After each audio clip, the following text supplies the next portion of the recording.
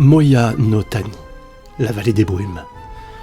Les flancs escarpés de la vallée résonnent depuis des siècles du grondement tumultueux de la rivière Osoke, qui cascade, telle une veine de cristal, entre les champs d'Igambana rouge sang. Nulle part ailleurs la fleur des morts ne pousse avec autant d'ardeur, recouvrant les prairies, les pâturages, les sous-bois, colonisant tout jusqu'aux berges de l'antique rivière. Moya no Tani. De tout temps, la vallée des brumes fut la terre de la famille guerrière des Kurokuma, dont les pionniers fondèrent jadis la petite ville d'Igambana. Vassaux du puissant clan Satsuma, les ours noirs n'ont jamais trahi leur serment et ont administré la province avec équité, respect et honneur. Mais le vent du destin a ses caprices que les hommes ignorent. La vallée des brumes a toujours suscité la convoitise des seigneurs de guerre. Au terme d'une longue et pénible guerre d'usure, le puissant clan Okatsu a vaincu les Kurokuma et fait main basse sur la vallée et ses mystères. Depuis 6 longues années, Eneko Kurokuma, daimyo du clan, est détenu captif dans sa propre demeure.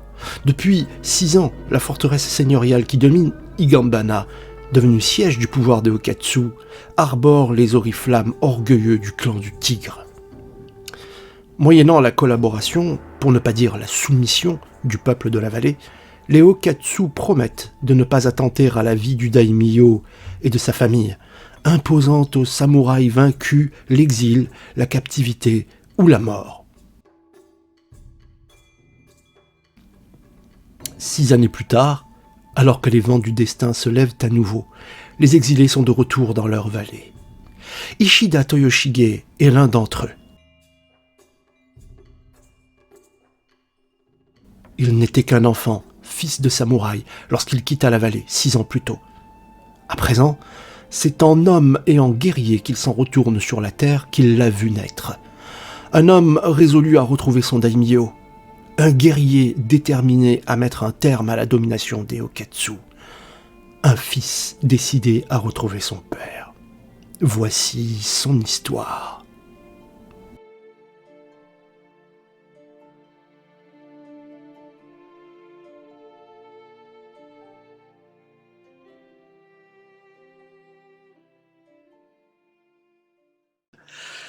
Salut les rôlistes, bienvenue, on est content de vous accueillir, Kiss et moi, sur cette nouvelle vidéo. Salut Joël, Kiss. Salut Henri. Je suis super content de te retrouver sur cette nouvelle vidéo, après avoir créé donc ton personnage sur une vidéo précédente, sur un après-midi précédent où on s'est amusé à créer ton perso.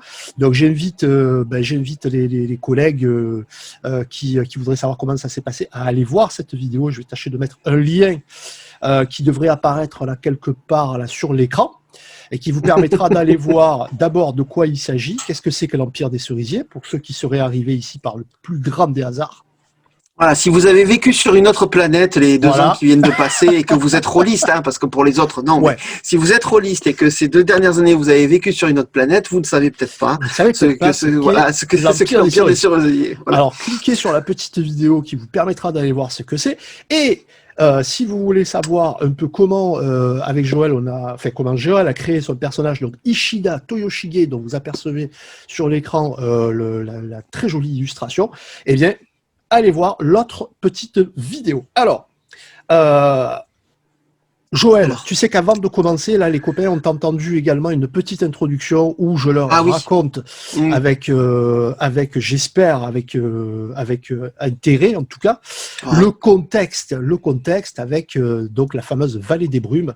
Donc, ils savent que ton personnage, que Ishida Toyoshige, est de retour chez lui après 6 années d'errance, 6 années d'exil, et que donc, il s'apprête à revenir chez lui pour ma foi, mettre un terme à cette situation oppressante instaurée donc par le clan Okatsu, essayer de libérer votre daimyo, Eneko Kurokuma, l'ours noir. Mais ce faisant, bien entendu, il va se passer des choses. Tu penses bien que tout ne va pas être lisse. C'est pour ça que je te propose ce soir donc ce petit scénario que j'ai concocté, qui s'intitule donc Le pêcheur, le mendiant et la samouraï. Ouais, d'accord. Alors, ça va permettre également aux je subodore une certaine influence et une certaine inspiration. On va voir. Ça va permettre donc de voir un petit peu les différents mécanismes qui sous-tendent l'Empire des Cerisiers et je pense qu'on va passer un bon petit moment. Donc, si tu es d'accord, Joël, je te propose de commencer, d'attaquer par le vif du sujet. Alors, essayons de nous projeter quelques instants dans cet endroit absolument somptueux, mystérieux et énigmatique qu'est l'Empire des Cerisiers. On est donc sur un archipel, on est sur la côte ouest de l'île principale de cet archipel. On est au cœur d'une forêt dense, touffue, ancienne, antique même, dirais-je. Une forêt que tu connais, bien entendu, puisque tu y as grandi, puisque tu y as vécu enfant. C'est la mort dans l'âme, il y a 6 ans de cela, que tu as dû quitter cette forêt, alors que tu n'avais que 14 ou 15 ans, et que tu as laissé donc ton père derrière toi, sur son ordre, bien entendu. Ton père, pour qui il était absolument hors de question de quitter son daimyo, et dont tu ignores tout jusqu'à présent. Est-il mort ? A-t-il réussi à survivre ? Ah oui, depuis que je suis parti, je n'ai pas de nouvelles. Tu n'as absolument aucune nouvelle. Il t'a formellement interdit de revenir parce que les Okatsu font peser une menace de mort sur les fidèles, les samouraïs fidèles au daimyo Eneko Kurokuma. Mais, bien entendu, 6 ans après... après 6 années d'errance, 6 années pendant lesquelles tu as développé ce qui allait faire de toi un homme, un ronin par la force des choses, et un combattant, l'appel en fait de tes origines a été plus fort. Et donc tu as quelque part bravé l'interdit paternel, et tel le saumon qui fraie dans la rivière, eh bien tu es remonté à tes origines et tu reviens donc dans la vallée des brumes. C'est donc avec un certain émoi que tu retrouves les lieux de ton enfance, les lieux où, gamin, tu t'amusais avec les enfants de Higambana, la petite ville qui se trouve en aval de la vallée. Et donc, tout autour de toi, tout n'est que brume, cette brume qui est engendrée par les embruns de la rivière qui cascadent depuis les très hautes montagnes et qui nimbent donc toute la forêt d'une sorte de brouillard, de gouttelettes en suspension qui donne au fourré, au sous-bois, une espèce d'ambiance très éthérée, très, très mystérieuse. De ci, de là, par contre, je crois que tu as coupé ton micro, peut-être, accidentellement. Dis-moi. Tu avais fait une très jolie carte, non ? Il me semble, de la vallée. Absolument, oui. Montre-nous, parce que moi, je me souviens, je l'ai vu fugacement, mais ce serait bien que nos amis en profitent, parce que je la trouve magnifique en plus. Écoute, merci en tout cas. La voilà. Elle va apparaître. Ah, oui. Elle va apparaître, effectivement. J'ai fait. Parce que du coup, j'ai fait une carte donc de la vallée des brumes. J'ai essayé de la représenter le mieux possible. Elle t'est apparue là, tu la vois ? Alors moi je la vois, oui. A priori. La voilà. Je ne sais pas si nos amis la voient eux. Je pense qu'ils la voient. Là, moi, elle est apparue aussi, effectivement. D'accord, voilà, ça y est. Voilà. Donc, on a effectivement ici, à l'est, la montagne, donc le mont Ushihara, qui est le mont qui domine la vallée, et dont est issue donc, la rivière Osoke, qui cascade jusqu'à aller se perdre jusqu'à l'océan qui se trouve complètement à l'ouest, et on peut voir effectivement la grande forêt qui borde les flancs de cette vallée, avec au cœur donc Higambana, la petite ville de Higambana qui se trouve ici. Donc toi tu arrives, je vais faire un petit ping pour qu'on parle bien de la même chose. Tu arrives donc de l'est, du sud-est précisément de Higambana. Tu es à pied. Tu as accompli un périple de plusieurs jours avant d'arriver. Et comme je te le disais, tu connais les lieux. Et bien que tu sois plongé dans une certaine nostalgie depuis que tu as remis les pieds dans ton domaine de naissance, et que tu te demandes ce que tu vas trouver lorsque tu vas retrouver la chaumière dans laquelle tu as grandi, eh bien, tout à coup, ton attention est attirée par un oiseau. Sur ta droite, un peu à hauteur, sur une branche haute d'un orme, eh bien, tu aperçois un oiseau, une sorte de pie. Et cette pie est en train de te dévisager, si je puis dire. Elle t'observe curieusement, tu vois, avec sa tête comme ça, de droite et de gauche. Et elle t'observe de façon assez insistante pour attirer ton attention.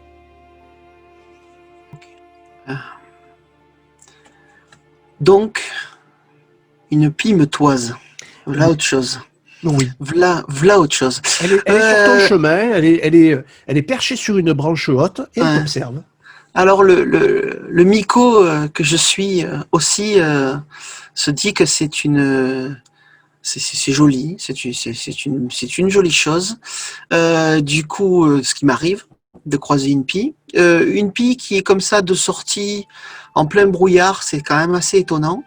Je fouille dans ma manche si j'ai pas quelques miettes de pain, si j'ai pas des restes de mon ancien repas, pour les lui proposer. Dans ta gibecière, tu trouves effectivement quelques reliefs de ton repas précédent. Ah bon, super. Ouais. Donc tu tends la main comme ça avec les miettes. Oui, je lui propose avec voilà. Alors. Ben écoute, figure-toi que la pie déploie ses ailes et puis bon, elle volette très rapidement. Elle se pose prudemment sur une branche un peu plus basse. Tu sens que malgré tout, elle est suspicieuse quand même, hein, malgré tout prudente. Et puis elle sautille et elle finit par venir se percher sur ton doigt. Et alors là, curieusement, au lieu de picorer les miettes comme tu aurais pu t'y attendre, en fait, elle vient de lâcher quelque chose dans ta main. Et ce quelque chose, eh bien, c'est un anneau. Une simple bague, visiblement en argent, sans prétention, sans gravure ostentatoire, sans joyau, sans rien. Un simple anneau d'argent dans ta main. Ouais. Et ce faisant, eh ben, elle picore dans ta main 2-3 miettes, elle prend son envol, et tu la vois se perdre dans les branches hautes des ormes. Ah, c'est un bon troc, c'est intéressant. Quelques miettes pour un anneau d'argent. Oh, oui. C'est pas mal. Bon, ben je mets l'anneau en sûreté, c'est-à-dire que je l'attache avec un des nombreux lacets de mon kimono, en fait. Ouais. Il y en a plusieurs endroits pour tenir les manches relevées, ce genre de choses. Et en fait, pour éviter de perdre l'anneau, je vais le passer dans un lacet que je vais nouer. Voilà, simplement l'anneau tiendra comme ça sur le lacet. Entendu. Voilà. Entendu. Et je me fends d'une petite prière au kami, mais quelque chose de très court, hein, qui est juste quelque chose d'à peine évocatoire pour dire merci, parce que c'est que voilà, comme je l'avais pressenti, c'est quelque chose de joli. Entendu. Voilà, qui s'est passé. Sur ce, je suppose que tu reprends ta route. Ah ben oui.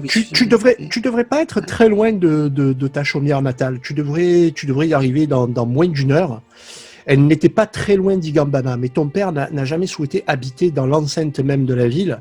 Donc vous habitiez une chaumière un petit peu à l'écart, dans une clairière. Donc tu reprends ta route, l'esprit encore comment dire, interpellé par ce qui vient de se passer. Lorsque tout à coup, les fourrés, les fougères se mettent à battre devant toi. Et tu entends les bruits d'une course folle. Visiblement, quelqu'un ou quelque chose, serait-ce un sanglier, serait-ce un cerf, tu sais pas, est en train de foncer dans ta direction en courant à toute berzingue. Que fais-tu ? Donc je récapitule. je suis chargé, même si c'est pas moi qui suis visé.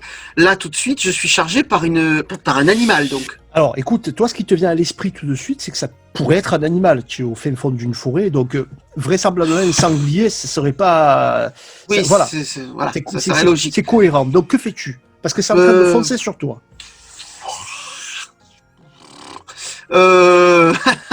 Je ne sais pas. Alors,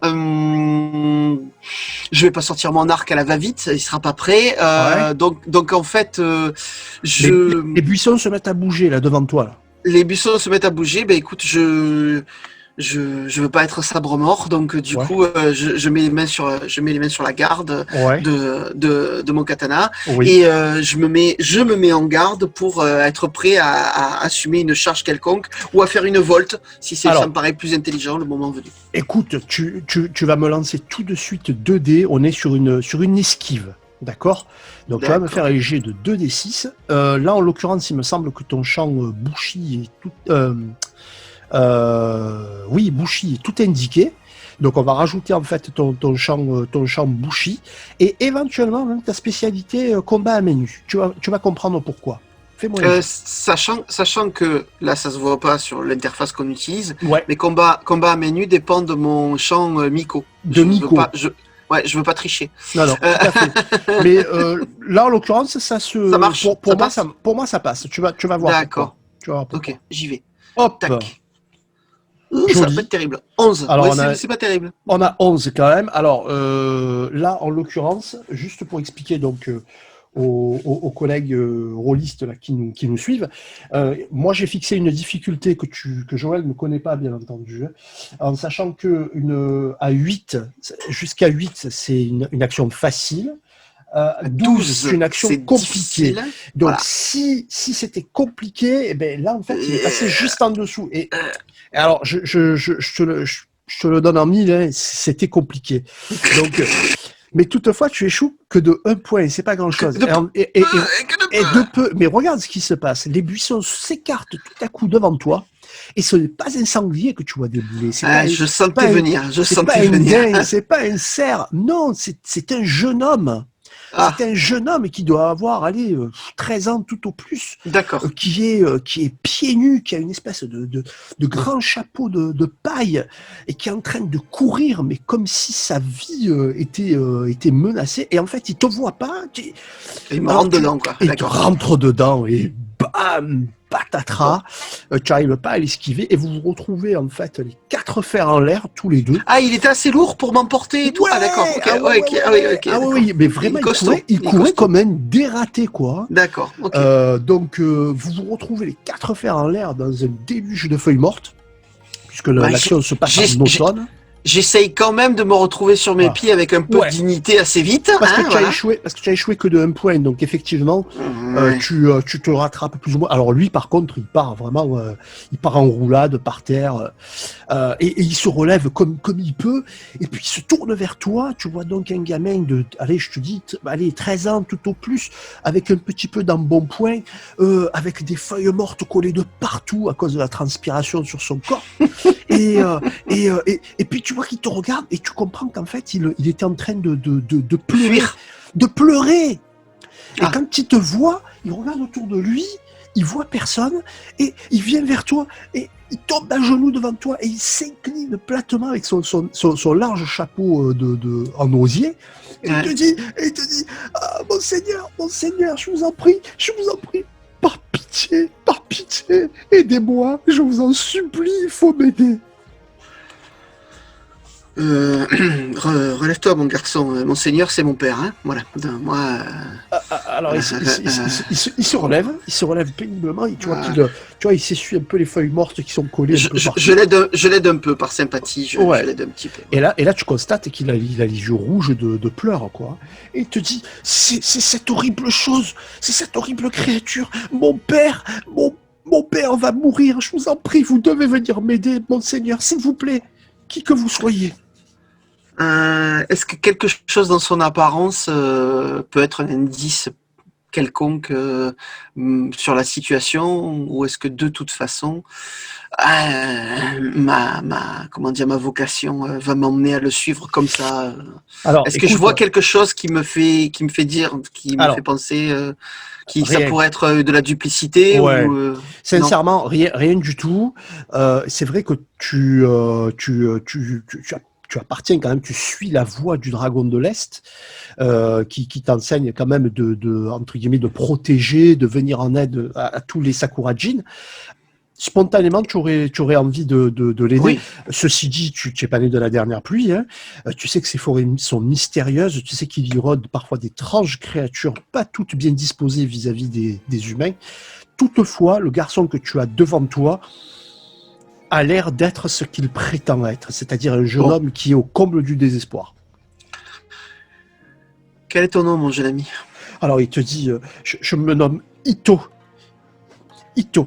Et j'étais avec mon père. Nous sommes pêcheurs. Et nous nous en revenions de la rivière avec notre pêche du jour. Et puis, on est tombé sur... Puis là, il n'a pas dit le nom Il n'a pas fini sa phrase, que ses yeux s'exorbitent. Et puis bon, ses jambes se mettent à flageoler. Et il te dit, mon père n'aurait jamais dû. Il aurait jamais dû accepter. Je vous en prie, vous devez venir. Et puis là, il regarde le ciel, avec donc les branches, tout ça. On est en milieu d'après-midi. Et il te dit, je vous en prie, vous devez venir nous aider. Et il ne lui reste plus que jusqu'au coucher du soleil. Par pitié. Quelqu'un a encore trop parlé. Bien. Mon nom est Ishida Toyoshige et montre-moi le chemin donc. Je te suis. Voyons ce que je peux faire pour ton père. Alors il part devant, sans perdre de temps, et tu lui emboîtes le pas. Alors très régulièrement, il jette un œil impatient derrière lui pour s'assurer que tu le suis toujours. Et tu vois qu'il t'amène un peu hors des sentiers battus de la forêt. Et alors que tu le suis, allez, peut-être 200, 300 mètres plus loin, vous arrivez en vue d'une sorte de clairière. D'accord. Et là, dans cette clairière, il y a, je vais juste te montrer un petit peu l'ambiance qui règne dans cette forêt, mon cher Joël. Regarde ça. Regarde cette superbe forêt automnale. D'accord. Donc tu vois, c'est véritablement un décor à la fois magnifique, avec tous ces tons de orange. En même temps, il faut s'imaginer l'odeur de l'humus détrempé par la dernière pluie. Il faut s'imaginer les embruns matinaux. Il faut s'imaginer tous les bruits de la faune qui se trouve autour de vous, les oiseaux, comme tu as pu le voir, les écureuils qui sont en train de courir sur les branches hautes. Et là, il t'amène donc au détour du chemin, il t'amène jusqu'à une petite clairière où se trouve en fait un tronc d'arbre, un tronc de chêne qui a été coupé il y a très longtemps de ça par les forestiers. Et là, autour de ce tronc, eh bien, il y a deux individus. Tu aperçois un homme d'âge moyen qui effectivement a tout l'air d'un pêcheur, avec lui aussi un grand chapeau de toile, de paille sur la tête. Et face à lui, quelque chose, ou plutôt quelqu'un, alors là par contre de bien plus inquiétant. Là tu as presque le réflexe de porter la main à ton sabre. Regarde, tu vois cet être qui fait face au pêcheur et qui du coup se tourne vers toi de son regard vitreux avec cette espèce de singe monstrueux juché sur son épaule.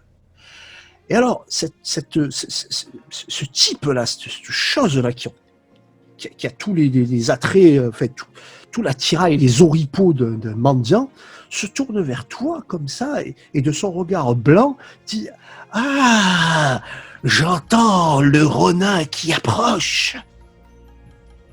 Et effectivement, il soulève, comme on le voit sur l'illustration, il soulève cette espèce de gobelet métallique, comme une sébille, tu vois. Et il te dit, Ronin, toi qui toi qui viens te mêler à cette histoire, peut-être auras-tu quelques dons à faire à un pauvre mendiant. Et son singe te dévisage en faisant teinter sa chaîne. Oui. Oui. D'accord. Lui, bon, il a l'air très clairement aveugle, donc, en fait. Ouais, très clairement. Alors, D'accord. le pêcheur se tourne aussi vers toi, et alors tu lis dans son regard une inquiétude certaine, quoi. La réaction du gamin, parce que, voilà, Alors, parce que, le jeune Ito, effectivement, rejoint son père, et tu vois qu'il se met à côté de son père et lui dit « Père, père, regardez, j'ai trouvé quelqu'un qui est tout disposé à nous aider. » ouais, trouvé, j'aurais pas dit ça, mais oui, d'accord. Voilà, donc, bon. Donc, le mendiant demande une offrande. Alors, le mendiant demande une offrande, et puis le mendiant te dit alors, auras-tu quelque chose à offrir à un pauvre mendiant, un jeune renin ?» Sur ce, le pêcheur te dit Messire, qui que vous soyez, je vous en prie, n'entrez pas en affaire avec cette chose, avec cette créature. Ce Koropokuru s'est joué de moi et me voici maintenant prisonnier de son maléfice. Tiens donc. Donc, Koropokuro, c'est son nom, donc, du coup. C'est ça. Et lorsque le pêcheur a prononcé ce nom, effectivement, des légendes anciennes te reviennent à l'esprit. Ouais. Les Koropokuru sont un peuple, ce sont des nains, en fait. Des nains qui peuvent être extrêmement facétieux, qui peuvent être maléfiques ou pas, selon les circonstances, mais en tout cas des êtres dont il faut se méfier et dont ton père, jadis, effectivement, t'appelait à te méfier, t'invitait à te méfier des Koropokuru, qui sont un peuple qui vit en marge des populations humaines dans les forêts touffues. Et donc, le spécimen qu'il y a devant toi est particulièrement hideux, il faut bien le dire. D'accord. J'ai fait une estimation de la longueur de la chaîne du singe. Du singe, Ouais. Et je me tiens au-delà de la longueur que j'imagine être celle de la chaîne. D'accord. Parce que là tout de suite, je crains un peu plus les éventuelles facéties du singe que celles du nain. Et donc, c'est pas terrible de donner son vrai nom à des êtres dont on ignore les pouvoirs, mais enfin bon, je vais pas lui donner mon patronyme, mais je vais dire, je me nomme Ishida et je partagerai volontiers un repas avec vous tous. Alors, le Koropokuru, un sourire vient fendre son visage parcheminé et il te dit « Ah oui, Ishida Toyoshige !» Décidément, tu es clairvoyant, petit homme.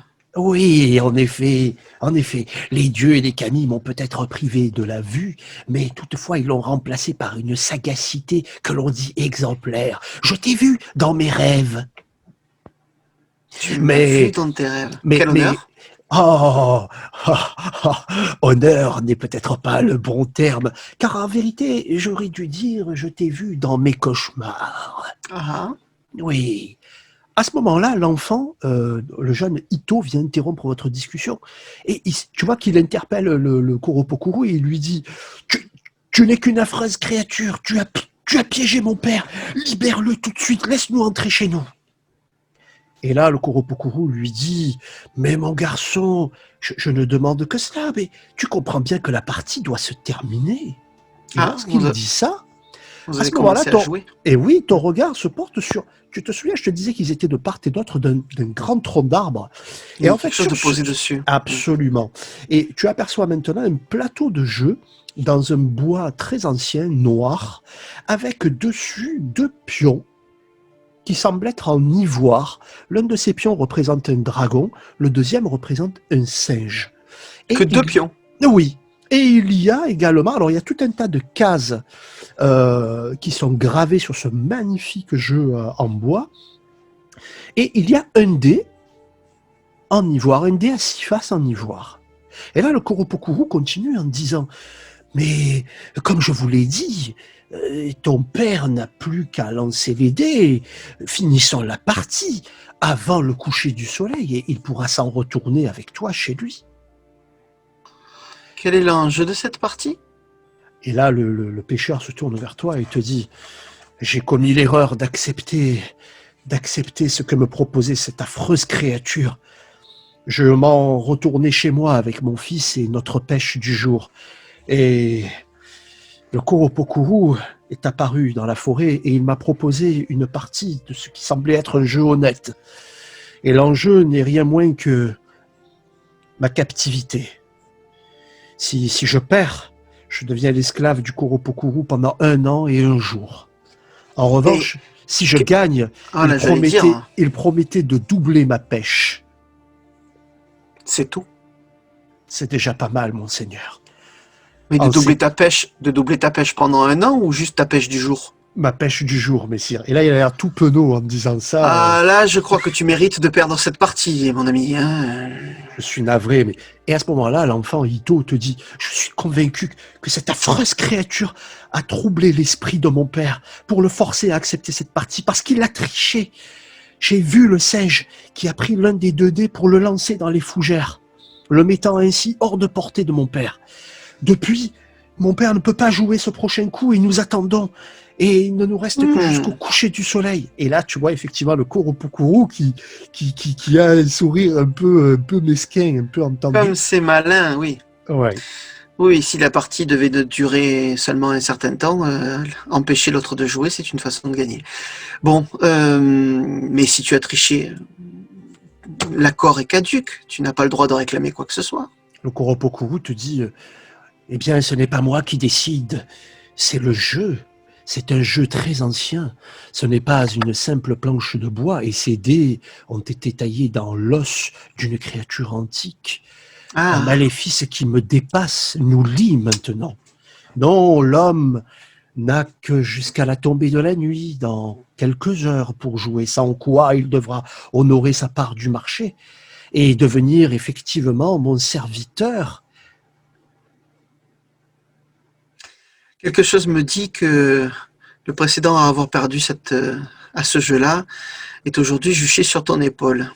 Et là, effectivement, le sage, tu vois, qui se met à taper dans ses mains comme ça, à sautiller sur l'épaule du Koropokuru. Et c'est pour ça que tu as jeté le dé au loin, hein. Et oui, sacripant. Il a tout intérêt, effectivement, à ce qu'il y ait une nouvelle victime qui tombe sous les maléfices du Koropokuru. Alors, le gamin te dit, j'ai cherché le dé partout, messire, j'ai fouillé partout, et en fait, je sais ce qu'il en est advenu. Un petit peu plus loin, j'ai aperçu un oiseau juché sur une branche. Et cet oiseau avait le dé dans son bec.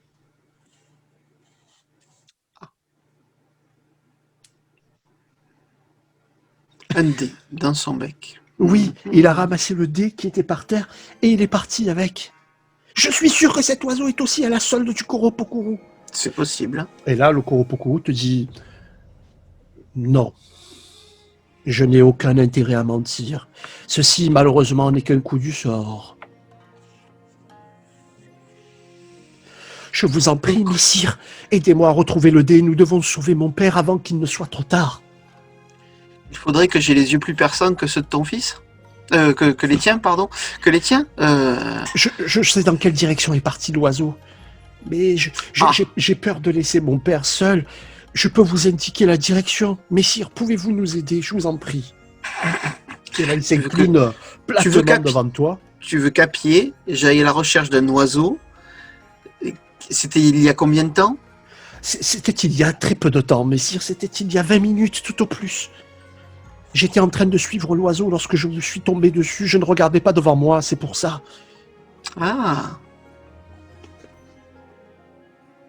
Voulez-vous nous aider, je vous en prie? Et tu vois le père qui enlève son chapeau penaud, tu vois, qui s'incline devant toi. Je ne suis pas contre faire un bon repas de poisson ce soir. Je vais vous aider. Alors ils s'inclinent tous les deux, hein. Tout ça sous l'œil intéressé et intrigué du Koropokuru et de son sage. Et je me tourne vers lui un peu brusquement en lui disant oui. Mais ça ne veut à aucun moment donné signifier que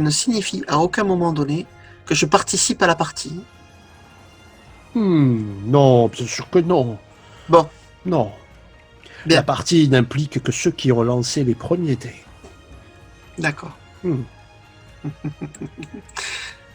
Ce qui signifie que le singe a lancé les dés aussi. Il ne les a pas lancés sur le plateau. Ah. D'accord. et il l'a jeté au loin. Ce n'est pas la première fois qu'il fait cela, effectivement, Je suis et il je faudra suis qu'il étonné. soit puni pour Je cela. suis étonné. Je suis étonné. Bon, alors, donc en fait, il faut que je rebrousse chemin, puisque si quand tu m'es rentré dedans, tu suivais l'oiseau. Oui, je vais vous montrer, te dit le jeune Ito, je vais vous mettre sur la route. Je vous en supplie, messire, il faut Allez, faire allez, vite. allez, allez, moins Alors de il passe, il supplication, plus passe, d'action. alors Allez. il passe devant toi avec force courbette et inclinaison, et effectivement, il t'ouvre le chemin pour te montrer la direction où il a aperçu pour la dernière fois le fameux oiseau.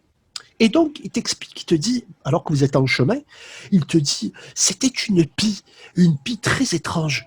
C'est la première fois que je voyais une pie comme ça, car j'aurais juré par tous les camis qu'elle m'observait depuis un moment, en fait. Et alors que D'accord. vous marchez, alors il regarde, il a les yeux rivés sur les branches hautes, et puis à un moment donné, il reconnaît un rocher, et puis il reconnaît un arbre, et puis il s'arrête, il te dit qu'il ne peut pas aller plus loin sous peine de risquer de perdre son père, et il te dit, la pie est partie dans cette direction. Et il D'accord. te Et montre, par rapport à ma connaissance de la vallée, il y a un ouais. endroit particulier Alors, oui, par c'est là. tout à fait. Alors, il y avait jadis une sorte de cabane de chasse qui était utilisée par les seigneurs de Higambana. Et en principe, dans cette direction, on devrait l'atteindre, ce fameux abri de chasse. Ah, donc quelque chose qui est en hauteur, de petite taille. Ouais, une sorte de Hum, cabanon, fait de hum, rondins de hum. bois, très discret, perdu dans la forêt. Voilà. Je bande mon arc avant de Ouais, continuer mon chemin. Je prends la poignée de minutes que ça représente pour bander mon d'accord. arc et je continue mon chemin. Allez, tu poursuis ton chemin. Il te faut pas très longtemps, donc Ito est parti, il est allé rejoindre son père, il ne te faut pas très longtemps pour effectivement arriver en vue de cet abri de chasse, et puis surtout, bien entendu, on sent l'odeur du bois, il y a une cheminée qui Ah, flambe, oui, qui flambe pas très très loin d'ici. Et tu entends en fait des bruits, des voix qui te laissent entendre qu'un entraînement est en cours. entraînement au combat? Et très certainement, en fait, tu as l'impression d'entendre, tu sais, des cris de voix rock d'hommes, euh, des bruits de pas, et visiblement, quelqu'un ou quelques-uns sont en train de s'entraîner de façon très intense. D'accord. Bon. Alors je vais pas garder l'arc à la main si je m'approche d'un camp d'entraînement. Ouais. Et je vais me le mettre autour, le fixer sur, enfin, le poser sur mon torse en travers, Ouais. mais pas, voilà, que ce soit rapide de le sortir, mais pas arriver avec une flèche encochée, ce genre de choses, ça c'est mal barré. Mhm. De ce que j'ai entendu, j'imagine combien d'individus différents minimum. Alors, tu dirais au moins 4 personnes. Ah oui, déjà, Ouais. d'accord. Et Et donc, d'ailleurs, maintenant que tu es en train de, enfin, tu t'approches prudemment, mais tu t'approches, tu aperçois un homme, c'est clairement un homme,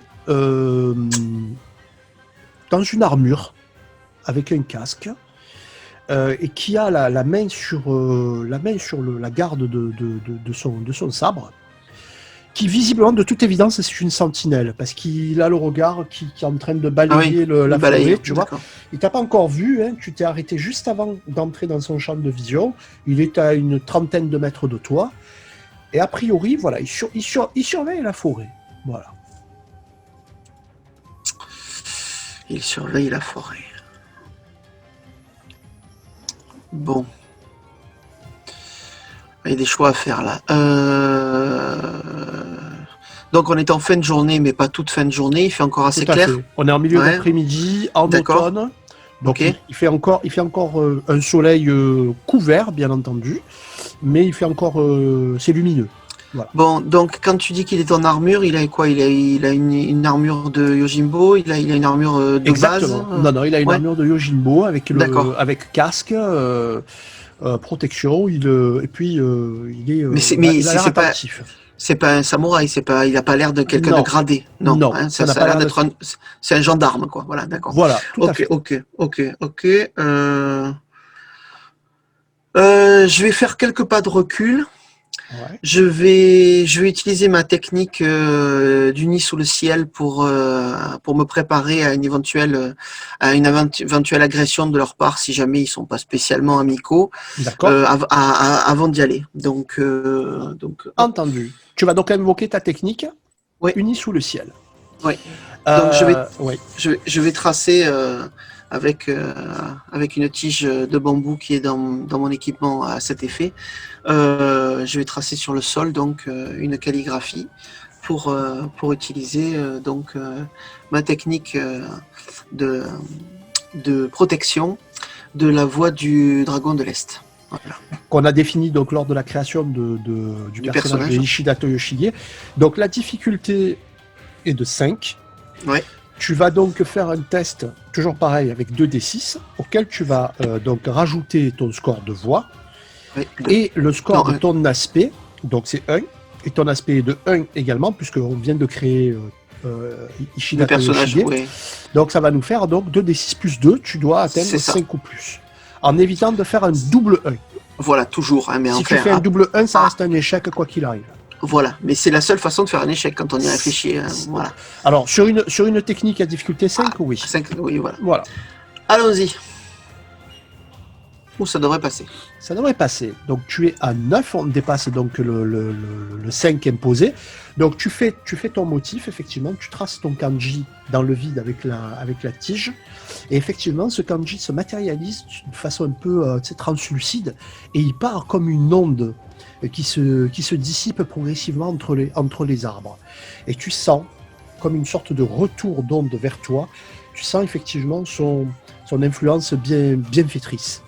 Donc, à partir de maintenant et pour à peu près 3 tours, tu as un bonus de plus 3 à ta défense. Voilà, à défense. Et comme je n'ai pas la prétention que ça a été que ça ait échappé aux gardes, parce que ça a fait un peu de, Tout à fait. il y a des petits effets spéciaux qui se voient là quand même. Absolument. Donc j'arrive tête haute avec un petit peu d'assurance, voilà, du genre je me cache pas. Puisque voilà, y a pas, voilà, je n'ai aucune raison de me cacher. J'avance sur le sentier, le plus au milieu du sentier possible, pour voilà, parce que je suis chez moi en même temps. J'ai grandi ici. Et oui, tout ça. Je n'ai aucune raison de craindre quoi que ce soit. Voilà, alors effectivement, la sentinelle en fait a dégainé son sabre. Tu vois qu'il il l'a sorti vers toi comme ça. Et tu vois que d'un air rude, il te dit halte. Plus un geste. Que fais-tu dans la forêt du clan Okatsu? Qui es-tu? Ah, le clan Okatsu. Bon, d'accord. Donc, je rappelle pour ceux qui nous écoutaient, le clan Okatsu, c'est le clan qui a fait main basse sur la vallée des brumes, hein, et qui a donc qui garde prisonnier Eneko Kurokuma, l'ours noir, auquel toi et ton père êtes restés fidèles, bien entendu. Bon. Donc il a fait ça, je suis à quelle distance encore? Oh là, tu es encore à une dizaine de mètres de lui, hein, tu avances vers lui. Ah, oui. Mais en plus, il est en sabre mort à 10 mètres. Oui, tout à fait, tout à fait. Qu'est-ce qu'il fait? Et il semble avoir cédé à un brin de panique. De panique, oui. Ah ouais, il semblait pas s'attendre à ce que quelqu'un déboule. D'accord. Et donc, il a dégainé son sabre, qu'il pointe dans ta direction, et il te dit réponds avant que je ne me fâche, malandrin. Malandrin, d'accord. Donc moi je prends un air un peu sévère. Ouais. J'avance. J'ai 10 mètres, hein, donc j'avance. Ouais. J'ai ma main gauche sur la goupille de mon katana. Hein, ouais. Voilà. Donc je suis voilà. J'ai un mouvement de l'avant-bras à faire pour chercher le sabre et dégainer.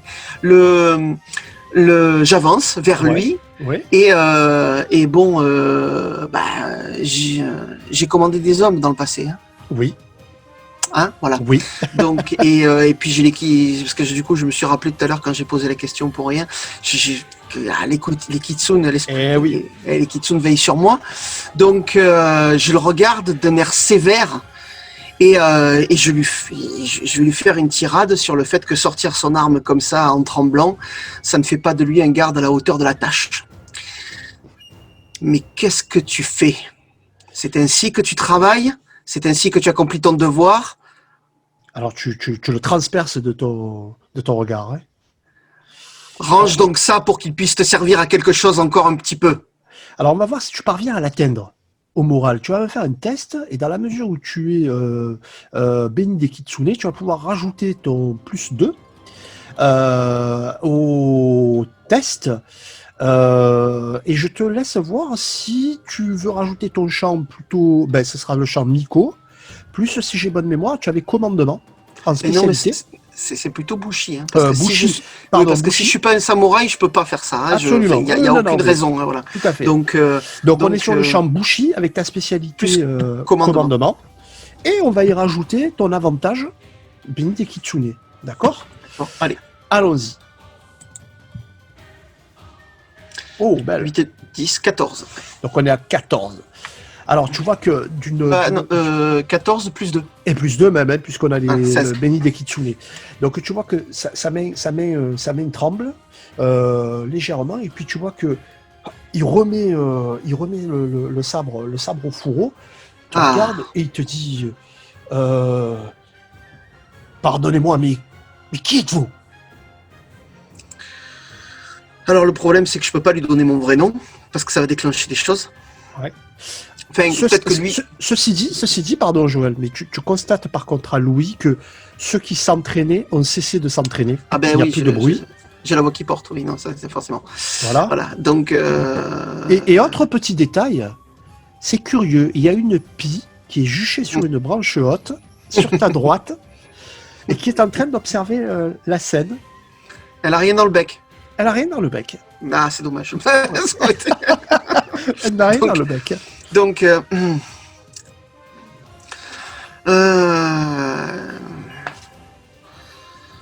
je me prénomme Ishida. J'ai grandi par ici. Et je n'ai pas le souvenir qu'un entraînement ait été là la dernière fois que je suis passé. Je ne veux surtout pas déranger quel que soit le sensei qui enseigne ici aujourd'hui.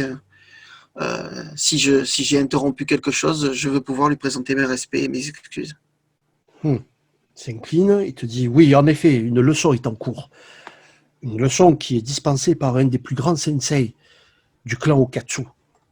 Et votre voix me laisse à penser que, effectivement, vous pouvez rencontrer cette personne, si vous voulez bien me suivre. Tu vois qu'il te laisse passer. Ah oui, c'est lui encore heureux, parce que s'il était parti devant, non. Je crois que je lui aurais tranché les jarrets pour la peine, parce que le garde, il faut qu'il travaille un peu quand même. Oui.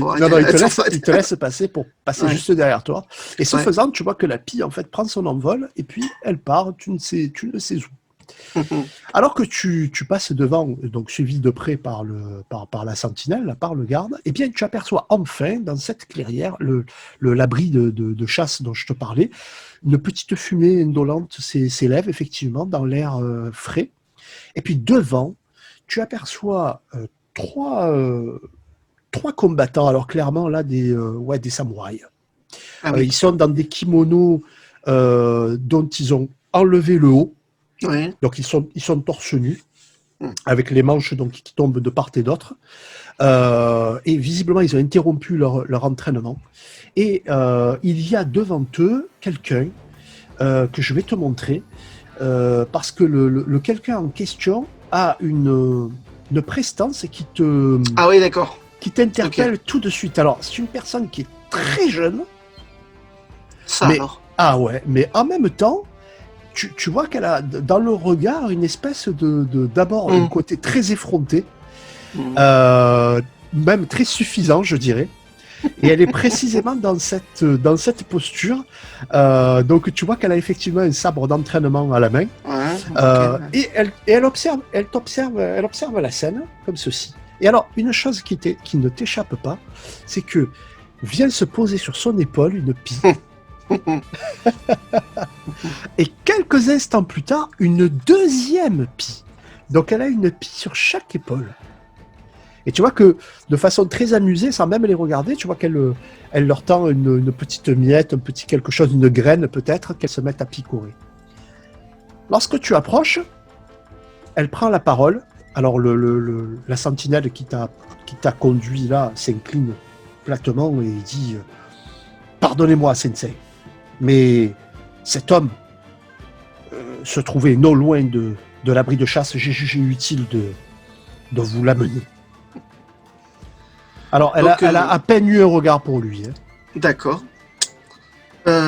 Donc moi je fais un signe de déférence, mais enfin je m'aplatis pas comme ça non plus, hein, voilà. Donc je fais un signe de déférence.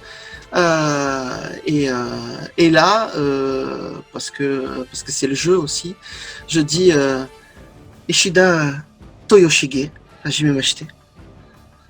Alors elle hausse un sourcil quand tu dis le nom. Eh ben oui, forcément. Tu as dit Toyoshige? Oui. J'ai connu un Toyoshige il y a quelques années de cela. Alors, vu qu'elle a l'air très très jeune, je me demande, c'est donc quand elle était enfant ou... Mais bon, je garde ces pensées-là pour moi. Je garde ces pensées-là pour moi. D'accord? Et le Toyoshige que j'ai connu était un très grand combattant, doté d'un honneur indiscutable. Eh bien, j'espère que je ne vais pas apposer une marque qui ternirait ce souvenir aujourd'hui. Je ne me suis pas présenté. Pardonne cette impolitesse. Je suis Atani Okatsu. Et je te souhaite la bienvenue dans cette forêt, que tu sembles de toute façon connaître bien mieux que moi. Peut-être pouvons-nous en discuter et nous nous rendrons compte si cela est vrai, mais ça n'a pas vraiment d'importance. Je ne vous ai pas dérangé de fait exprès. Je suis à la recherche de quelque chose. Et vos compagnons ailés me font dire que peut-être vous pouvez m'aider. Alors, elle comprend que tu parles donc d'épis. D'épis. Elle te dit « J'ose espérer qu'elles ne t'auront pas importuné. » Au contraire, l'une d'entre elles m'a fait un cadeau. Et comme je ne crois pas vraiment au hasard en ce qui concerne les dons de la nature, je fais en sorte de rendre ce qui vient de m'être offert assez vite, le plus tôt possible. Surtout pas. Je te demanderai instamment de ne pas le faire. Ah? Oui, ces deux oiseaux m'ont été offerts il y a fort longtemps de cela, et je leur ai découvert une attitude très étrange, dont je pense que les kami ou quelques yokai ne sont pas étrangers. Celle-ci, là, à ma droite, se nomme Fatalité.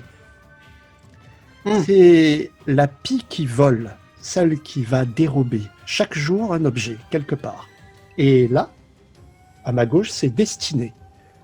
Et celle-ci a plutôt tendance à rendre ce qui a été volé. D'accord. Peut-être as-tu été victime de l'une d'entre elles, ou alors peut-être as-tu eu la bénédiction de recevoir quelque chose. J'ai été béni donc par Destinée et en fait je suis à la recherche de quelque chose que la fatalité aurait fait disparaître et qui risque de coûter cher à un pauvre pêcheur qui n'a pas vraiment sa tête. Alors elle regarde les oiseaux. Est-ce vrai, fatalité? Tu vois que va savoir, peut-être qu'elle comprend ce que la pie lui répond, mais en tout cas elle prend son envol, la pie. Et elle revient quelques instants plus tard avec dans son bec, effectivement, un petit cube. Ah, c'est bon ça. Ouais, un dé dont tu sais qu'il est taillé dans de l'os, et qu'elle lâche donc dans le creux de la main de sa maîtresse. J'aurais préféré... Ouais, d'accord. Voilà. Je pense que c'est cela, oui. Tu m'as dit que tu avais eu affaire à Destinée? Je défais le lacet qui tient ma manche droite. Je prends l'anneau dans ma main pour le lui montrer. Ouais. Mais avant de faire quoi que ce soit, je rattache ma manche. Ouais. Parce Parce qu'il y a toujours 3 gars costauds. Tout à fait, et qui t'observent sans Ils me mot. regardent. Voilà, ouais, Ouais. Et donc, alors, en principe, il y a une façon de se pencher pour demander d'approcher. Oui. Puisque voilà, donc je me mets dans cette posture-là avec l'anneau Oui. devant, Oui. et donc j'attends qu'elle me dise si elle est d'accord pour que j'approche ou pas. Tout à fait. Elle te laisse entendre que tu peux approcher. Donc j'avance et donc je lui montre l'anneau. C'est le cadeau de destinée il y a quelques heures. Je reconnais cet anneau. Tu as été vilaine, Destinée. Tu as pris un objet qui a appartenu et qui appartient à une dame de très grande qualité et qui vit au château. Ah. Et comme si elle comprenait, la pie prend son envol pour se mettre hors de portée peut-être de coups de sa maîtresse. Il est effectivement une jeune demoiselle qui vit entre les murs du château de ce qu'il convient d'appeler maintenant le domaine des Okatsu, notre domaine. Alors évidemment, lorsqu'elle dit ça, tu repenses à la fille de Eneko Kurokuma, celle pour laquelle ton cœur bat, ne l'oublions pas. Tu aimerais récupérer ce dé, je suppose. Disons que j'ai promis mon aide à un jeune garçon de 13 ans qui veut sauver son père. Vois-tu, si ces pies portent ces noms, c'est à dessein. C'est que peut-être ce père, qui qu'il soit, et j'en suis même sûr, mérite ce qui lui arrive. Et que va-t-il advenir de son fils une fois qu'il ne sera plus là, cet incompétent ? Il arrive très souvent que les fils paient pour les déboires des pères. Ouais. Peut-être en sais-tu quelque chose. Oui, c'est exactement la pensée qui vient de me traverser l'esprit, oui. Et d'une certaine façon, c'est sous ce soleil-là et sous ce ciel-là et sur cette terre-là, c'est ainsi que vont les choses. Il ne sera pas dit toutefois que une samouraï du clan Okatsu n'aura pas donné sa chance à un guerrier de pouvoir suivre son honneur et suivre sa voie. Elle se tourne vers ces 3 hommes et elle te dit: si tu es bien effectivement celui qui a suivi l'enseignement de Maître Toyoshige, je rattache l'anneau. Ouais. Je pense que tu devrais pouvoir me le prouver. Si tu échoues à défaire les 3 combattants que voici, je considérerais que tu t'es joué de moi et que tu as usurpé l'identité d'un autre. Effectivement, la fatalité pèse par ici. Bon. Alors tu vois qu'elle, d'un simple regard, elle se tourne vers les 3 hommes, tout en s'écartant pour vous laisser libre le champ entre vous 4. Est-ce qu'il y a d'autres bokens d'entraînement ? Alors, il y en a, oui, tout à fait, qui sont posés alors, je vais là-bas. sur leur voilà, présentoir. donc, s'il y a un dojo signifié au sol, je ne marche pas au travers, Bien je sûr, fais le tour. bien Je sûr. fais le tour. Oui. Je pose mon armement. Oui. Et donc, je prends un boken, parce que je vais pas les tuer pour prouver qui je suis. Faut pas exagérer. Pendant ce temps, ils sont en train de se concerter, silencieusement, discrètement. Ils trichent. Pour savoir dans quel ordre. Pour savoir dans quel ordre, en fait, chacun d'entre eux, bien entendu, revendique l'honneur d'être le premier, quoi. Ah, je n'avais pas compris ça. Eh oui. Je croyais que j'allais devoir les affronter tous les 3 en même temps. Ah, non, d'accord. Visiblement, non. D'accord. Donc, l'un d'entre eux se détache, cheveux courts, coupés à la brosse, une musculature saillante, une force de la nature. Et tu vois qu'il se met en position devant toi. D'accord. Sous l'œil attentif et expert de Atani Okatsu. Bon, bah écoute, on va littéralement tomber la chemise, hein, puisque c'est la thématique apparemment. Donc, du coup, je sors les pecs et les deltoïdes pour être à l'aise. Ouais. Est-ce que ma technique est toujours valable ? Non, ça fait trop longtemps là. Je considère qu'elle est toujours valable. Pour ma part, en fait, le décompte n'entrera en compte qu'à partir du premier round où où elle D'accord, sert. ok, ça va. D'accord. D'accord. Bon, c'est toi qui décides. Voilà, ouais. Voilà. Non, c'était pour savoir si je faisais un petit pas de danse pour calligraphier voilà, au sol ou pas. Mais Ce sera pas nécessaire, tu te sens encore tout empreint de l'énergie mystique que tu as invoquée. Ok. Donc, plutôt que de laisser l'anneau attaché à la manche que j'ai enlevé en fait, je vais passer l'anneau.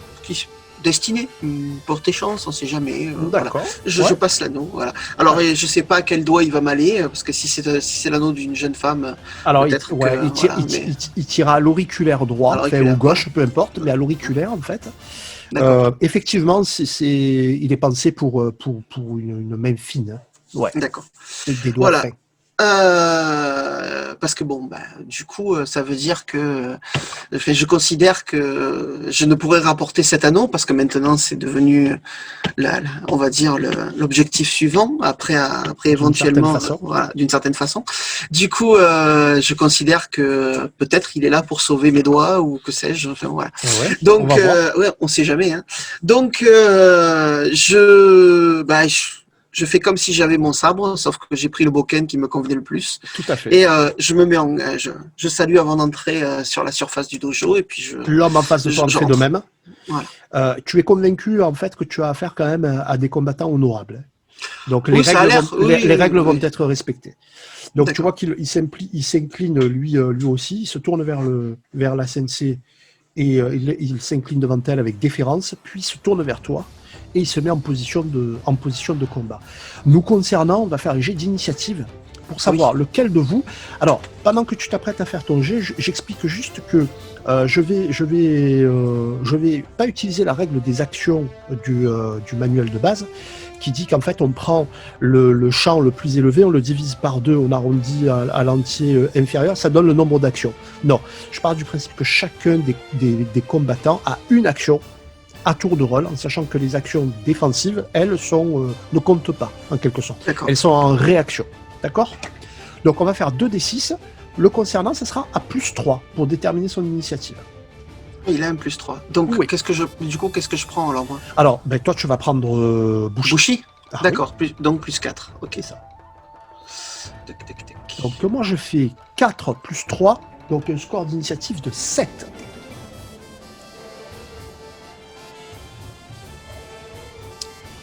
Et te concernant, tu es donc à 12.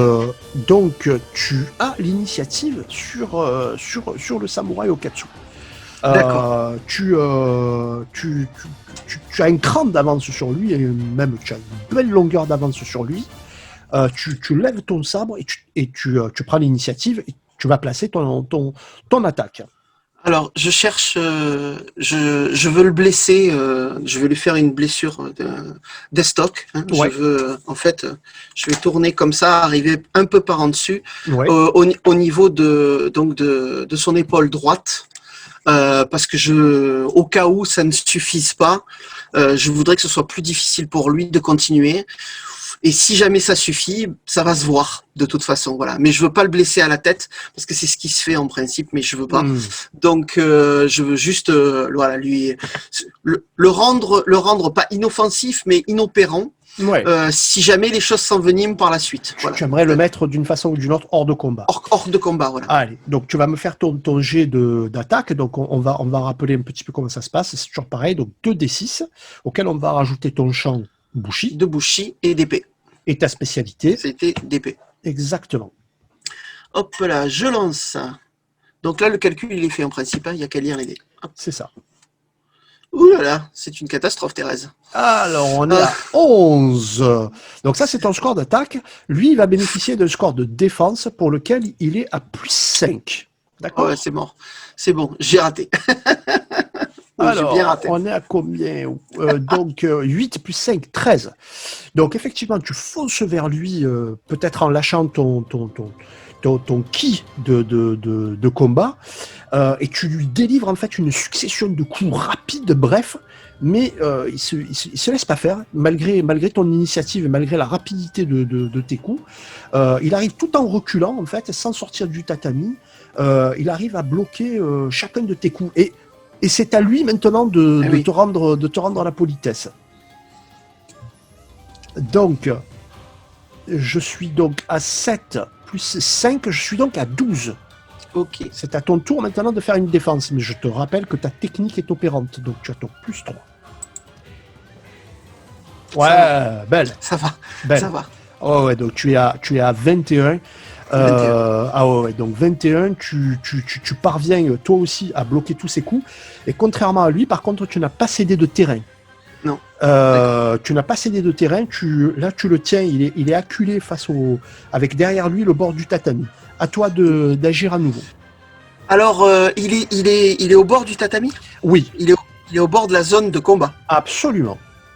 Ah, il est... parce que là, Ça, c'est ton joli. score, c'est ton score élevé qui fait que pour moi, contrairement Oui, à lui, tu n'as ouais, pas cédé contrairement de à lui, terrain. Voilà. d'accord. Parce que là, je suis en train de me demander si ça vaudrait pas le coup de faire un combat à main nue, Eh, et hmm, pour en fait le sortir de la zone et que ça suffise en fait. absolument. Voilà, Ouais, pour éviter de le blesser. Bon, ouais, c'est très humiliant, mais ça c'est son problème. c'est son problème. Donc là, ouais, il est brave, il s'est bien défendu. Bon, même s'il disent que c'est moi qui ai raté. Voilà, il s'est bien défendu. Je vais plutôt essayer de mon attaque suivante. Je pense que je vais, puisque j'ai pu me rapprocher de lui, vu que je n'ai pas perdu de terrain sur Oui. ma défense, je pense que je vais tâcher de le pousser en fait avec la garde de mon Boken et d'avoir en fait sans qu'il s'y attende parce qu'il certainement il s'y attend pas à ce genre de Oui. truc, Mhm. passer ma jambe d'attaque en fait entre les siennes Ouais. pour me caler contre son pied et en fait l'obliger en fait à le déséquilibrer juste assez pour qu'en fait ils soient obligés de mettre un pied dehors pour s'en rattraper. Allez, Voilà. on va voir si ça marche. Tu vas me faire un test, cette fois-ci en prenant en compte combat à menu. Voilà. Hop. D'accord? Alors c'est un peu ridicule puisque ça fait plus 4 hein, seulement par rapport à. C'est pas Mais grave. bon, on va C'est voir. pas grave, parce que si tu réussis, par contre, tu remportes le 9. combat. Donc tu es à 9. On va voir si lui. Ah non, 8. Pourquoi 2 et 2, 4. Et là j'ai fait 5. Pourquoi j'ai que plus 3? Ah non, parce que je dois avoir que 1 en combat à main nue peut-être. Mhm. Ah ben alors c'est Mais, ça. et pas plus, Ouais, que, alors c'est pas ça. plus que lui. Lui, il va être en tout à plus 4 également. D'accord. Non mais là moi j'étais à plus 3. Donc ça fait 8. Alors. Il s'en sort. Ouais, il s'en sort, puisque là, je fais 7. 7, donc il fait un jet supérieur à ton score Ouais, d'attaque. il faut que ça me décide à être plus méchant cette Et histoire. ouais, ta manœuvre a échoué. En revanche, ce que tu lis dans son regard, c'est qu'il a compris ce que tu as voulu faire. Et il a compris qu'il est passé à un cheveu du déshonneur. Donc, de ce fait, lui aussi réplique, c'est à lui d'agir, il réplique par une attaque à main nue. D'accord? On va voir ce que ça donne. Donc, il est à plus 3 en tout. Hein. Alors, Oh, je suis. punaise. Ah, purée. Donc là, je suis à 13. Heureusement que j'ai un peu de défense gratis. Est-ce que je suis obligé de me défendre avec combat à main nue? Ou Alors, non, tu n'es pas obligé. Tu peux te défendre Euh. avec ton bocan aussi. Hein. Donc là, je suis à 13 de score d'attaque. C'est un beau jet là que je viens de faire pour ce Eh moment. oui, c'est joli, hein. C'est joli. Ça. Ouais, là, on va voir. Alors, comment tu comptes te défendre? Je vais être honorable. Je vais me défendre à main nue. J'ai un plus 3 quand même, donc ça compense. Allez, c'est parti. Hop. C'est pas mal. C'est pas mal. Ça fait. Ah, ça fait que 12. Ça fait 12. 12, donc moi j'étais. Putain, plus 3, 15. 15.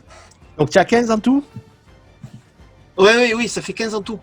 Ok, donc 15, tu passes au-dessus de son attaque. Hein. Alors tu vois qu'en fait, il a essayé de t'asséner. Je vérifie. Eh oui. C'est ça, hein? C'est ça. Donc il a essayé de t'asséner. Oui, non, je m'avantage pas, c'est ça. Il a essayé de t'asséner en fait des coups de coude. D'accord, il a voulu te répondre un petit peu la réponse du fermier à la fermière.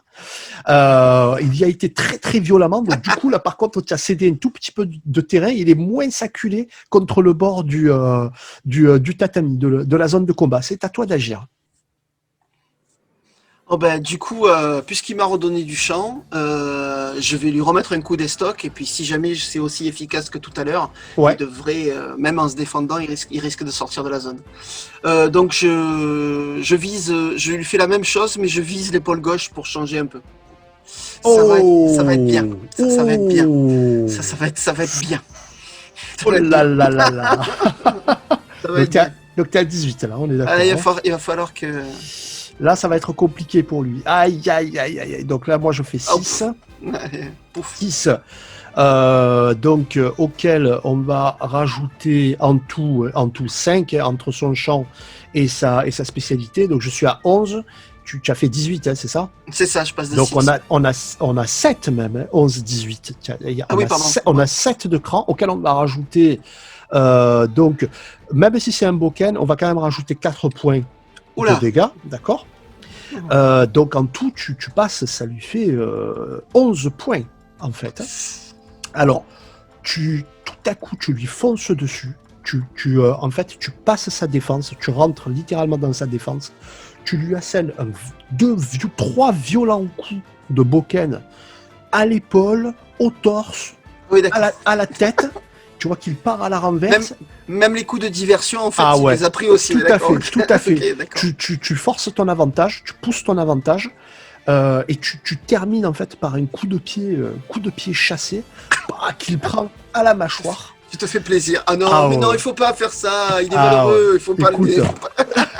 Écoute, là, tu as donné tout ce que tu avais là. Mais non. Et il sort du tatami, il atterrit sur le dos lourdement, complètement groggy, sonné pour le compte. Pas un sourire sur mon visage, juste une satisfaction neutre. Je le salue. J'attends de voir quand même si c'est pas grave. Ouais. Quand je vois qu'il bouge un petit peu, je considère qu'il doit y avoir des gens qui soignent ici. Hein, et c'est pas mon problème. Alors personne ne se porte à son secours, mais voilà, il se relève avec toute la dignité possible. Alors je fais en sorte de le saluer quand il me regarde. Voilà, et il te regarde et tu vois que voilà, il te salue. Alors il a des gros hématomes sur le visage, mais il te salue bien bas. Je recule. Je ne me tourne pas. Hein, je veux pas lui manquer de respect, donc je recule pour me remettre à ma place du début du duel. Dans l'attente, je fais en sorte de respirer profondément parce que c'était ça a pris. Ça a été éprouvant quand même. Ça a été éprouvant quand même. Voilà. Ouais. Alors sur ces entrefaites, tu vois que un deuxième samouraï s'approche du tatami, mais Atani lui fait signe de s'arrêter. Et tu vois que elle entre sur le tatami. Ok. Et elle te dit j'ai besoin de savoir jusqu'au bout de quoi tu es capable. Permets-moi de croiser le sabre avec toi. Je suis chez vous, sensei. Elle se met en garde. D'accord. Au fichtre. Elle se met en garde. Elle fait très très très mal. Elle se met en garde avec une froide détermination. Et tu vois que il y a du spoiler là, c'est dommage. Oui, mais c'est aussi pour que les collègues qui nous regardent voient un petit peu comment ça peut se présenter. Il est évident que dans une partie classique, le MJ a ça pour lui en fait. Je vais pas en tenir compte alors parce que sinon... Alors tu vois qu'elle se met donc en garde. Et on va relancer une initiative avant de déclencher les hostilités avec elle. Donc on a dit que c'était 2D plus 4, donc en ce qui me concerne. C'est ça.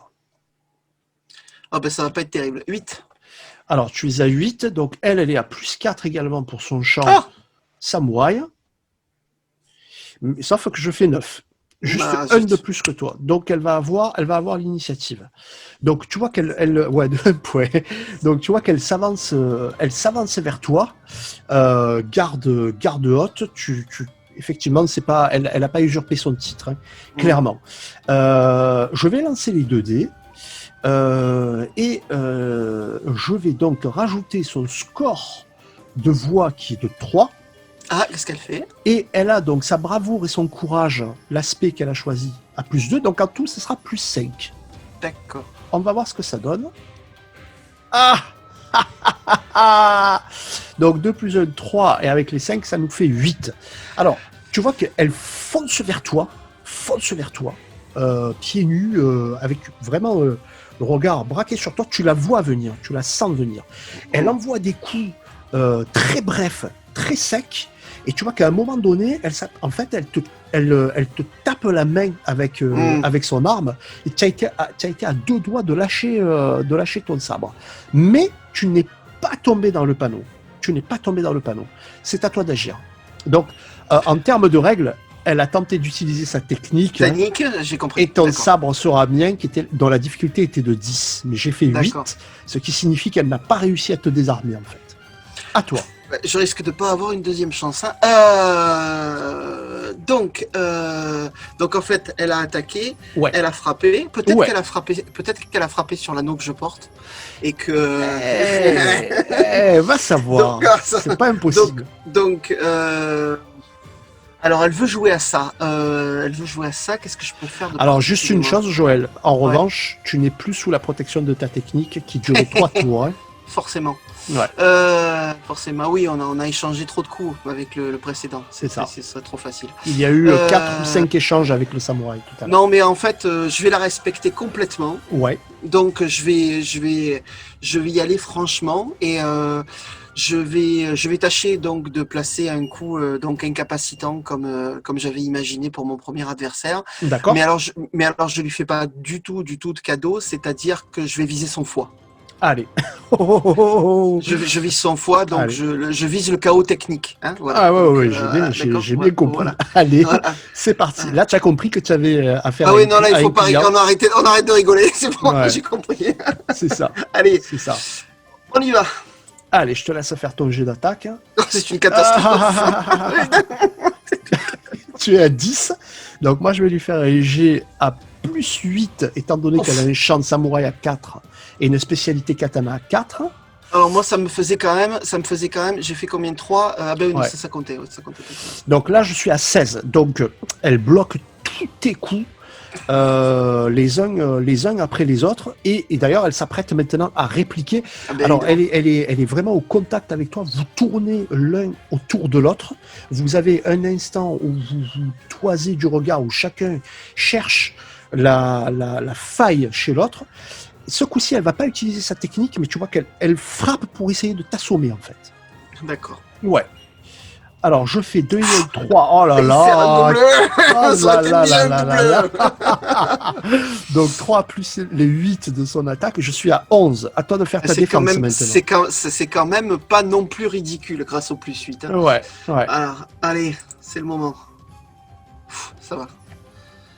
Donc tu arrives à bloquer à bloquer ses coups, tu arrives à maintenir une distance de sauvegarde entre elle et toi. À toi d'agir maintenant. Oh, c'est une catastrophe, je répète. Tu arrives à la tenir 2 rounds pour l'instant. Oui, je suppose que c'est pas mal, oui. Je vais tenter la même, mais avec une diversion en frappant à l'intérieur du genou. Allez. Donc je frappe à l'intérieur du genou et je remonte en estoc sous la côte, au niveau du foie. Je veux rien lui casser. Hein. Allez, on y va pour ton jeu d'attaque. C'est parti. C'est presque mieux, on va dire. Alors 15, c'est pas mal. Je fais son jet de défense à plus 8.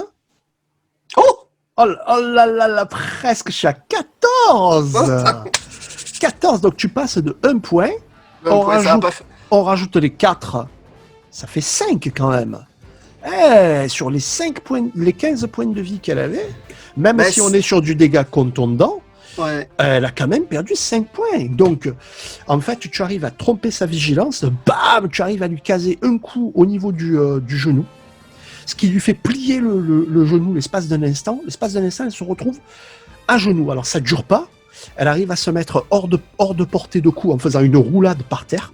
Et tu vois qu'elle se relève dans un nuage de feuilles mortes, et elle rebraque son attention vers toi.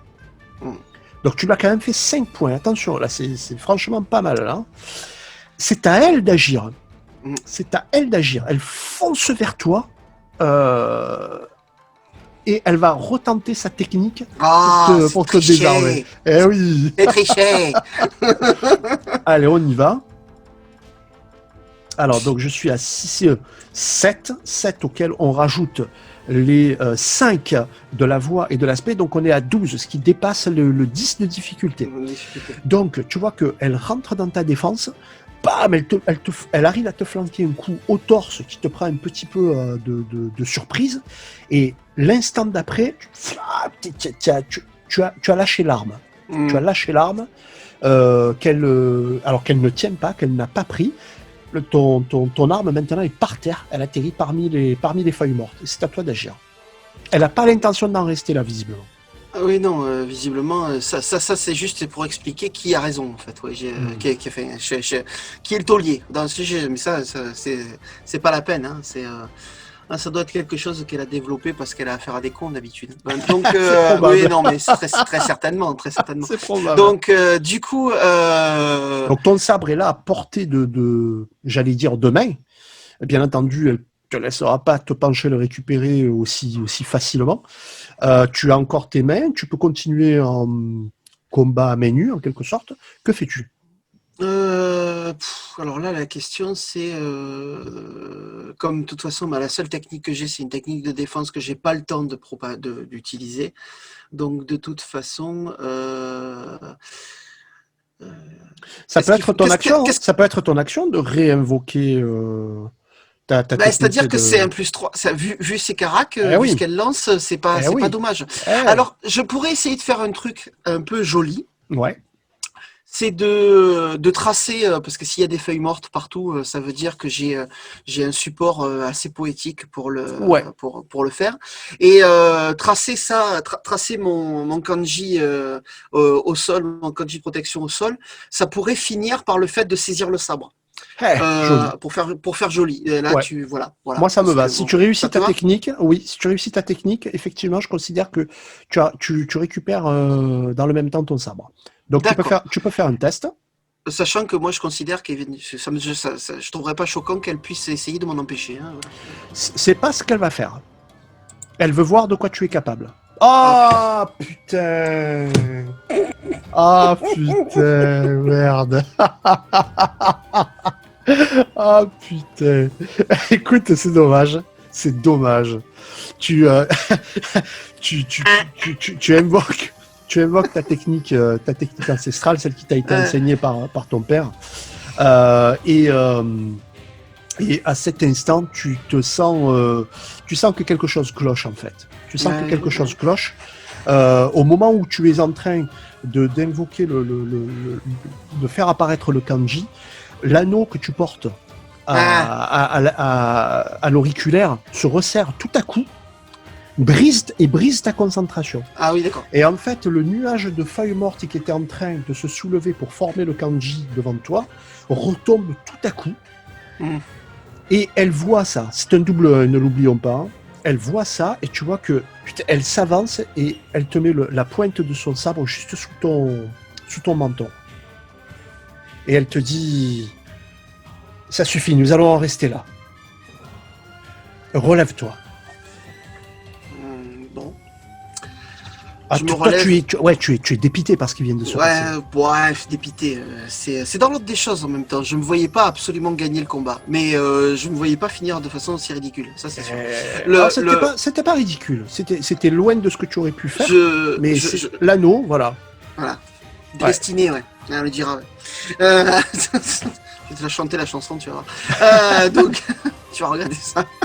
Donc, je me relève pour me remettre à genoux et donc saluer le sensei. Alors, elle s'est écartée, elle te salue en retour et elle te dit: tu n'as pas à avoir honte, tu t'es très très bien battu. La plupart de mes hommes ne parviennent pas à ce que tu as accompli aujourd'hui. Tu peux t'estimer très talentueux. Et pour te féliciter de ce que tu as accompli et pour te signifier mon estime, elle te tend le dé. Tu n'œuvres pas pour toi-même, je le vois bien. Tu es l'adepte d'une voie que je respecte. Et sache que si tu devais te rendre à la demeure de mon maître, au château des Okatsu, dans les hauteurs qui dominent Igambana, tu seras le bienvenu.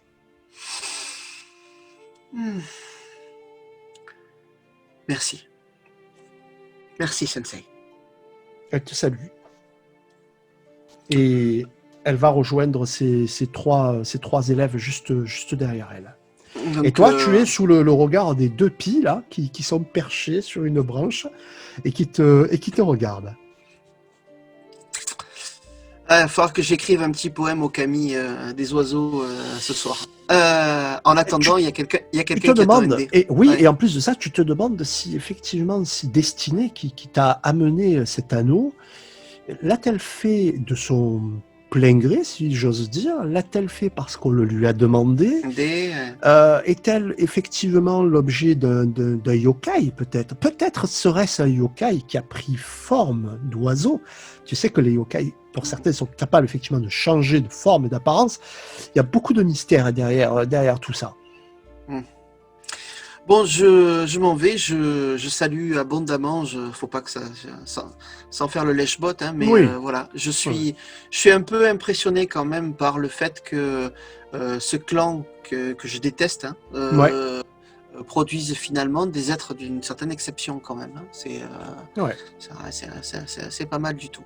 Après, je trouve que c'est particulièrement tape à l'œil, c'est-à-dire que le Miko en moi trouve ça un peu vulgaire quand même. Voilà, parce qu'il peut pas s'empêcher de trouver ça vulgaire. Ostentatoire. Hein, de toute façon, on est d'accord. Voilà. Donc, puisqu'il a les nerfs après cette famille-là. Il y a toujours ton équipement qui est là où tu l'as laissé. Hein, j'espère bien, sinon, voilà. sinon ça va sévir. Rien n'a bougé. Voilà. Je regarde s'il y avait des trucs qui brillent et tout ça, si les piles elles se sont pas servies. Et puis je remballe. Ouais. Et puis bon, donc je prends congé le plus poliment possible. Et je demande au garde quel est son nom en partant. C'est pas la peine de le jouer, c'est pas grave. Mais voilà, je veux qu'il conserve un souvenir sympathique de moi. Voilà. D'accord. Entendu. Et tu repars parce qu'effectivement les ombres sont en train de s'allonger, la journée est en train de tirer à sa fin. Tout ça t'as pris bravement 1 heure à peu près, hein, d'accord? Oui, 1 heure, un peu plus d'1 heure, lorsque tu arrives enfin en vue du tronc d'arbre où se trouve toujours. Le Korokopuru qui est là et donc le jeune Ito. Alors le Korokopuru avec son singe, son affreux singe, et tu comprends que lorsqu'il te voit, le singe est particulièrement mécontent. Alors, j'avance pas avec le dé à la main, ceci, cela. Non, tout est caché et ça ne se voit pas sur mon visage que j'ai réussi. Hein. D'accord, entendu. Il te voit approcher, le pêcheur et son fils se tournent vers toi, plein d'espoir. Donc le jeu est toujours devant eux, les pièces n'ont pas bougé, bien entendu. Et donc le Korokopuru te regarde et te dit « Ah, voilà le jeune Ishida Toyoshige. Alors, as-tu trouvé ou perdu quelque chose ?» Et là, je sors le dé que je tiens très fermement, hein, c'est-à-dire je le tiens avec 3 doigts. Donc, dans mon regard périphérique, si le singe bouge, il perd sa tête. D'accord. S'il vient vers moi, s'il fait le malin, plus singe. Plus singe. Voilà. Okay. Donc, enfin, peut-être pas, hein, peut-être que je ferai un double 1 encore, mais voilà, c'est l'idée que j'ai. Donc, voilà. Et puisque c'est au pêcheur de jouer, je vais le mettre dans la main du pêcheur. Alors, tu vois que le pêcheur, il prend le dé que tu lui ramènes, tu vois qu'il a le regard mais qui déborde de gratitude et de frayeur en même temps, tu vois. Allez. Il faut assumer maintenant.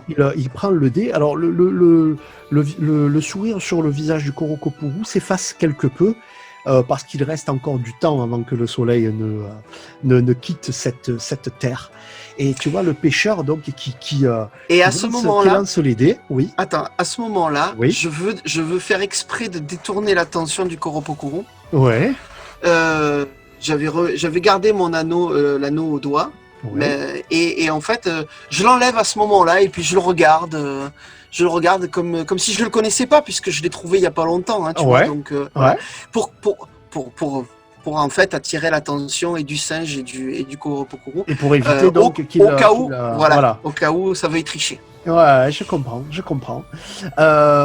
Écoute, en tout cas, ça a son effet, je dirais, parce que effectivement, le Kurokupuru regarde l'anneau.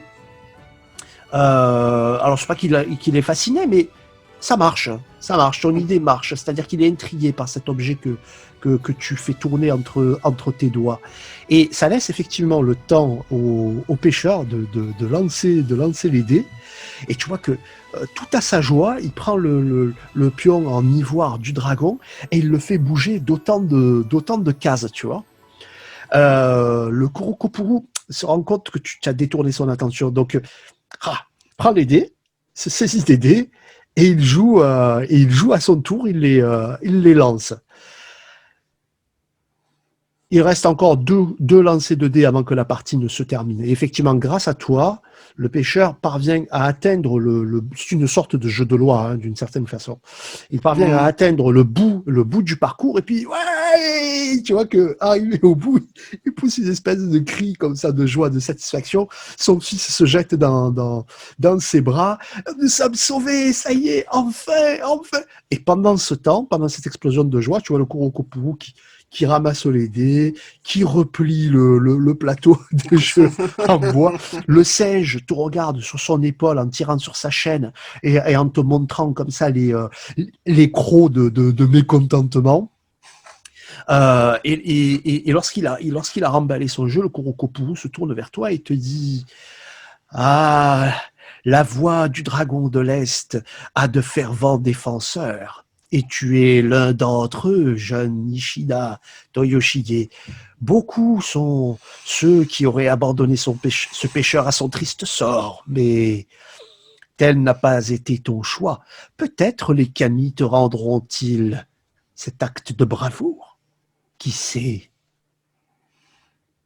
Les kami font surtout ce qu'ils ont envie de faire. Et cesse de bouger, toi. Et tu vois qu'il tire brutalement sur la chaîne du singe, quitte à lui faire très mal. Et il se saisit d'une espèce de vieille canne en chaîne, et on le voit disparaître de dos entre les fourrés, avec juste le singe qui de temps en temps se retourne sur son épaule pour te regarder et te lancer un regard plein de haine, quoi. Le pêcheur, écoute, il est ravi, tu vois, avec son fils, il tombe à genoux devant toi, il s'incline, le front sur les feuilles mortes, comme ça. Tu vas sauver la vie. Non. Oui. Ouais. Et maintenant, tu vas me cuisiner du poisson. Avec grand plaisir. Vous me ferez un immense honneur que d'accepter mon invitation. Et à ce moment-là, il y a le fils, il y a le jeune Ito qui fait « Père !» Et tu vois qu'il soulève comme ça une branche à laquelle sont accrochés les poissons de la pêche du jour, et puis il en soulève un deuxième, quasiment identique. Le Kurokupuru a tenu promesse, père. Je pense qu'il n'a pas le choix, en fait. C'est exact. Mais c'est bien qu'une fois de temps en temps, la destinée et la fatalité s'entendent pour écrire de belles histoires. Encore merci à vous. Suivez-moi, ma demeure n'est pas très loin. Mon fils et moi, nous allons vous accueillir avec tout l'honneur qui vous est dû par ici. Et donc tu leur emboîtes le pas, j'imagine. Oui, j'ai faim. Ah oui, et c'est ainsi donc que se termine cette courte aventure. Le pêcheur, le mendiant et la samouraï. Peu avant que tu n'arrives donc à Igambana et que l'on ne découvre finalement la suite des aventures de Ishida Toyoshige. Rappelle-toi que tu as une invitation qui émane de quelqu'un d'influent du clan Okatsu, ce qui signifie que tu peux te rendre jusqu'au château. Oui, mais elle ne m'a rien donné, j'ai que sa parole. Elle ne t'a rien donné, tu n'as que sa parole. Mais alors je vais peut-être attendre un peu avant de le faire. Voilà, mais tu peux faire ça. Voilà. Tu as également Ishida, tu as également cet anneau que dorénavant tu ne parviens plus à enlever. Il s'est resserré. Ça, c'est naze. Oui, il s'est resserré à tel point que ça t'a déconcentré et que ta technique a échoué, rappelle-toi. Donc c'est qu'il s'est resserré de façon fort cruelle. Et il est resté resserré. Il est resté resserré. Ouais, tout à fait. Il s'est passé quelque chose, il est resté resserré. Mais tu as le sentiment que ce n'est pas quelque chose de néfaste. Tu as l'intuition que il en ressortira quelque chose de bon. Ça reste à voir. Ça reste à voir. Joël, merci en tout cas. Prochain épisode. Ouais. Oh ben merci à toi, je me suis régalé, c'était très très chouette. Ah ouais, super, je te remercie. Alors juste, on rappelle aux collègues qui nous regardent qu'on a fait cette partie sur l'interface de Let's Roll. Oui, absolument. Qui fonctionne... Qui est trop bien. Qui fonctionne super bien, qui est très très facile à appréhender. Moi, franchement, je suis pas un grand adepte du jeu distanciel, mais je dois avouer que moi non plus. Hein. Voilà, une interface comme celle-ci, ça me réconcilie un petit peu avec la chose. Donc bravo Benjamin Dibling et son équipe pour bosser sur cette interface. Et je suis convaincu qu'on va pouvoir s'organiser de nouvelles parties. Ah ouais. Où on va pouvoir encore prendre du bon temps avec l'Empire des Cerisiers, donc le jeu de rôle d'Olivier Sanfilippo chez Arcane Asylum. C'était top. C'était vraiment top. Merci Joël. Merci à toi. Je te dis à très bientôt. À très vite. À bientôt à tous ceux qui nous ont regardés et écoutés jusqu'ici. Jouez beaucoup, jouez même de loin comme vous pouvez le voir, c'est possible. Passez du bon temps, prenez soin de vous et à bientôt. Allez, au revoir. Ciao.